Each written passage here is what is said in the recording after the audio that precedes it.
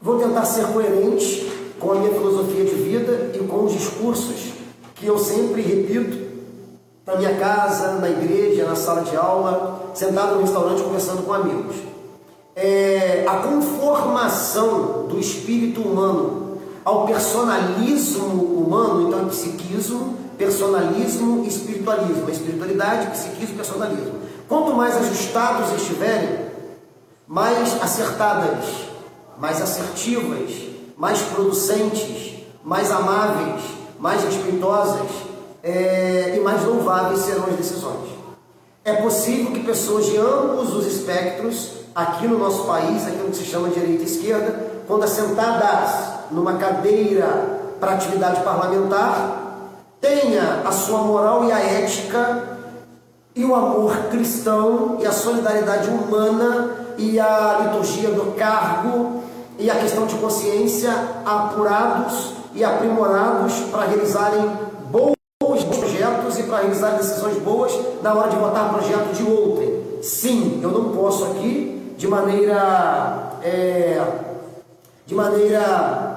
falsa, né, dizer que só pessoas de direita, pessoas conservadoras conseguirão tomar boas decisões. Agora, a minha opinião é que quanto mais os três poderes estiverem permeados de homens e mulheres cuja moral e ética seja conservadora, por conta de não brincarem com o perigo de ideias novas, as decisões serão mais acertadas. Eu prefiro votar, isso acontece desde 2008, tenho feito isso, eu tenho preferido votar, estou fazendo sempre a opção por votar em candidatos para qualquer cargo nos dois poderes, já que na justiça você, eleitor, acaba votando também no agente do Poder Judiciário, porque se nós hoje gostamos ou não do modus operandi do Superior Tribunal Federal do Brasil, que é a Suprema Corte Brasileira, se gostamos ou não, se aprovamos ou não, saibam que os homens e a mulher, que foram os nossos últimos presidentes, que deram posse naquele cargo vitalício e superpoderoso, foram votados por você, se tornaram presidentes porque você, eu e Jonas votamos. Indiretamente, você também vota no juiz, que vai exercer a função de ministro da Suprema Corte e das outras cortes brasileiras. Mas, sobretudo, quando você vota diretamente para o vereador e para o prefeito, para o deputado, para o senador, para o governador e para o presidente. Tome muito cuidado com isso. Agora, para o cargo ao qual me pretendo, que é tornar-me um agente do Poder Legislativo, eu tenho plena consciência que homens e mulheres cuja matriz, a consciência, a percepção de mundo, a cosmovisão estejam ajustadas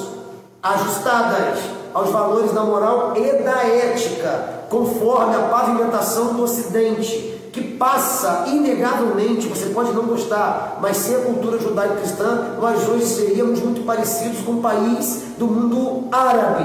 Nós temos o Extremo Oriente, você pode lembrar da China como representante, temos o Oriente Próximo, você pode lembrar da Rússia como representante, e temos 17 a 18 países no barril de pólvora chamado Oriente Médio, que muito provavelmente irá definir os rumos finais da história da humanidade. E nós estamos aqui. Apesar de todos os absurdos, de toda a doutrinação, de todo o projeto de engenharia social, de toda mentira envolvendo saúde, envolvendo educação, dominação das massas, manipulação das pessoas, conforme dizia o livro 1984, está acontecendo nesse momento, mas ainda assim eu posso vir diante de uma mídia social, não sei até quando, com um comunicador, um homem de imprensa, falar tudo o que eu estou falando aqui, por mais que eu meça as minhas palavras, elas ainda saem sem filtro, em algum momento. E isso dá depender da nação onde eu estivesse hoje vivendo, eu sairia algemado aqui desse estúdio. Então sim, eu prefiro votar em candidatos conservadores, eu o farei até o último instante, não significa que os candidatos conservadores são aqueles que acertam, muito pelo contrário, vocês estão percebendo desde 2018, como candidatos pseudo-conservadores fizeram um estrago no nosso país. Nós elegemos na região sudeste em 2018, Jonas,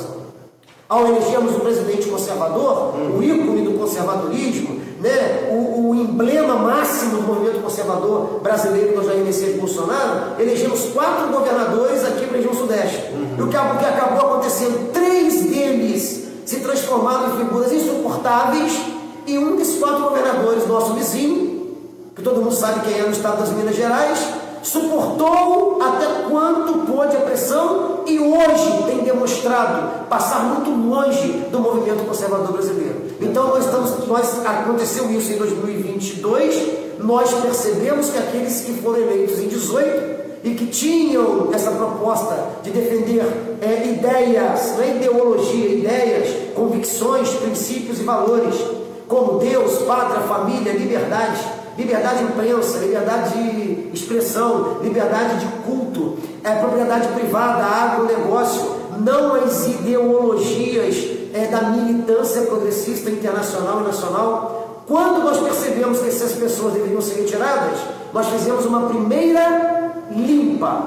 fizemos uma primeira limpeza. Agora, em 2026, precisamos do processo de limpar, porque muitos ainda continuam enganando o eleitor brasileiro, que é preponderantemente conservador. Então, a resposta para a sua pergunta é essa aí, meu amigo. Eu acredito que na hora de votar, escolher não apenas por ele ter uma bandeira do Brasil estampada na sua casa ou no peito, como eu ando quase todo dia com uma bandeira estampada aqui no meu peito, por amar a minha nação. Não porque tem uma bandeira desenhada ou porque tem a bandeira no seu perfil de rede social. Mas se é conservador de verdade e tem competência para assumir a função, é nesse que nós devemos votar.